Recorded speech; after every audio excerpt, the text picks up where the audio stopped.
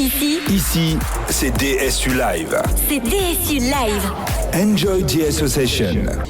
Et tout de suite, on retrouve la Fabrique du Bio qui va nous présenter ses produits et son savoir-faire. Donc bonjour Roman, bonjour Mathéo, c'est ça, je ne me trompe pas? C'est ça, bonjour. PH et Captain, c'est ça, oui. Parce que si on s'y retourne, c'est marqué dans le dos, donc c'est comme ça qu'on les a identifiés.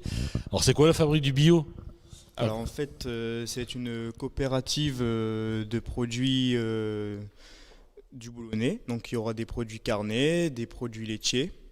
On aura aussi des ovoproduits ainsi que des fruits et légumes bio. Donc tout ce sera. Alors les ovoproduits pour les profanes? Ovoproduits, c'est tous les produits qui sont avec les œufs en fait. Tout ce qui est produits transformés des œufs ou les œufs de base. D'accord. Et ça sera à partir de 2023 sur ISC. Oui, à partir de 2023 sur ISC, ça sera lancé. Oui.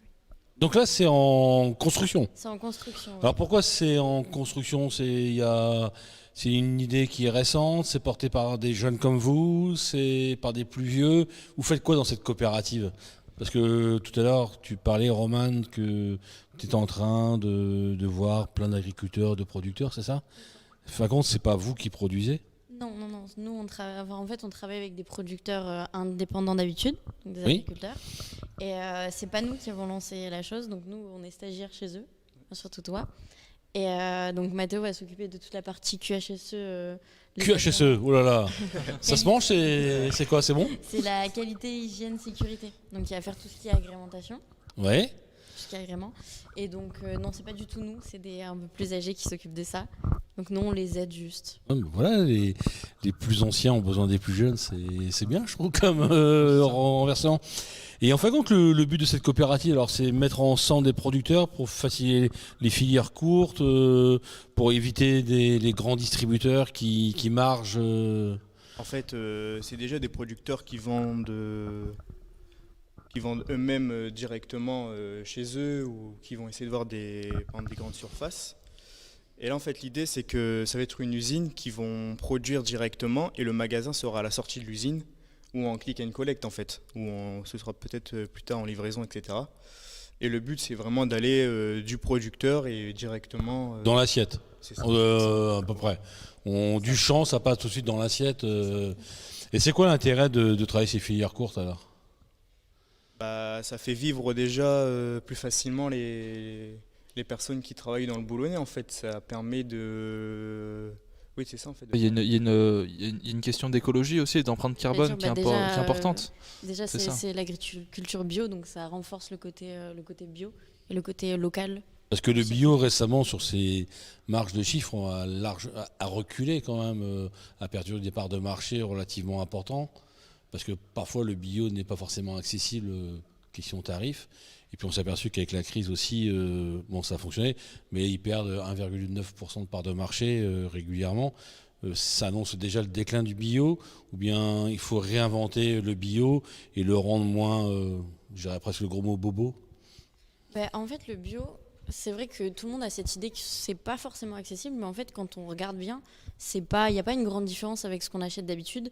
Et en fait, on a la qualité après qui est là derrière. Donc je pense que c'est un peu une idée préfaite qu'on a. Mais si vous regardez le bio, je trouve que ça commence à se développer de plus en plus. On en retrouve de plus en plus dans les magasins, il y a de plus en plus de rayons bio. Donc je pense que ça peut être un peu la nourriture de l'avenir. Parce qu'on pourrait plus imaginer une grande surface qui n'a pas son rayon bio. C'est ça, maintenant vous avez le rayon bio partout. Ça se développe vraiment bien en ce moment. Pardon ? Ça se développe vraiment bien en ce moment.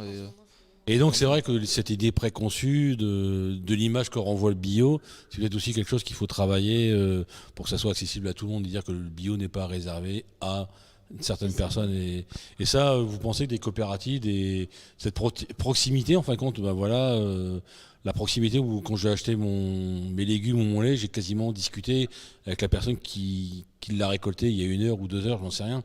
Et ça, vous croyez que ces proximités sont aussi des facteurs qui vont être un facilitateur de dire que l'image du bio est accessible à tout le monde? Je pense que les gens ils auront déjà beaucoup plus confiance au fait que ce soit des personnes qu'ils ont déjà vues et qui peuvent côtoyer dans la vie de tous les jours, puisque par exemple ça peut être le voisin agriculteur ou la famille à côté, en fait. Vu que c'est vraiment des produits qui sont locaux, c'est vraiment les produits d'à côté en fait. C'est comme si vous mangez maison, soi-disant. Oui, c'est comme si j'allais au bout de mon jardin, je cueillais un peu de persil, quelques tomates, et j'arrivais, je faisais l'assaisonnement tout de suite à la maison. C'est ça. C'est ça. C'est l'avantage du local, c'est que c'est vraiment c'est déjà cueilli, déjà dans la Ouais, mais est-ce que, par exemple, dans vos filières, vous, étudiants, c'est des choses que vous allez chercher à appliquer, ou est-ce que on vous forme aussi, vous, étudiants, futurs directeurs, managers de restaurants, hein, je parle à Alexandre, là, sur l'utilité aussi de travailler sur des filières courtes ou d'apporter une différence entre deux restaurants. Justement, il y a un restaurant qui se livre sur des grandes centrales, où il y a le restaurant qui fait le même plat, mais avec du bio et du local. Est-ce que c'est que du marketing ou il y a un réel intérêt ? Alors, il y a un intérêt pour le goût, pour les produits. C'est vrai que si on veut une image de produits locaux, si par exemple des plats des Hauts-de-France, on ne va pas aller chercher ces produits dans le sud de la France, c'est un peu dommage. Après, c'est vrai qu'il y a encore beaucoup de restaurants qui se fournissent à Rungis, qui est une énorme ville avec tous les producteurs du monde entier un peu qui viennent présenter leurs produits. Donc c'est sûr, c'est encore compliqué aujourd'hui de trouver des tomates tout le temps, toute l'année. Théoriquement, c'est un fruit et un légume de saison, la tomate. Donc, mais est-ce qu'on vous forme, vous, dans vos filières oui, de base, en disant, voilà, l'intérêt de la filière courte, du bio, est-ce que vous êtes sensibilisé pour après être les meilleurs ambassadeurs aussi à un moment donné, d'aller retrouver des coopératives comme la Fabrique du Bio pour approvisionner votre restaurant ? On nous apprend justement à travailler avec ces producteurs, production courte, on nous apprend à voir l'intérêt de ces produits et c'est toujours intéressant, de plus que ça nous donne une bonne image de marque. Si un client vient manger et que il a des produits locaux dans son assiette, il va préférer que des produits qui viennent de l'autre bout de la France. Donc Roman et Mathéo, deux accompagnateurs d'entreprise en quelque sorte, étudiants qui accompagnent à l'émergence de ça. On va pouvoir retrouver donc la coopérative Fabrique d'Opale à Isques bientôt, c'est ça ? À partir de quand à peu près ? Début 2023, donc voilà, c'est quelque chose qui est long à préparer parce qu'il y a tout un circuit, je pense, à faire au niveau de la qualité, certification. Donc, comment on peut suivre aussi l'évolution du projet si ça m'intéresse ? On peut suivre sur une page Facebook, Internet, où ça en est, si ça a pris du retard, si ça sera un petit peu pour Noël, est-ce que je pourrais acheter déjà des produits là, ou il faudra que j'attende pas que 2023 ? Est-ce qu'on peut suivre l'évolution du projet quelque part ou c'est encore secret ? Alors, le site internet est en cours de fabrication. D'accord. Ça sera pour bientôt aussi. Donc voilà, il faut surveiller la toile. C'est ça. Merci bien Roman, merci bien Mathéo de s'être prêté au jeu et d'avoir si bien défendu cette coopérative et la filière courte. C'était intéressant en tout cas. Et bon courage pour le développement en tout cas. Merci, et puis c'est bien aussi de voir des étudiants qui, ça fait plaisir. La relève est assurée alors. Merci. Au revoir Captain, au revoir PH. Au revoir. À bientôt. À bientôt. Ici, c'est DSU Live. C'est DSU Live. Enjoy the association.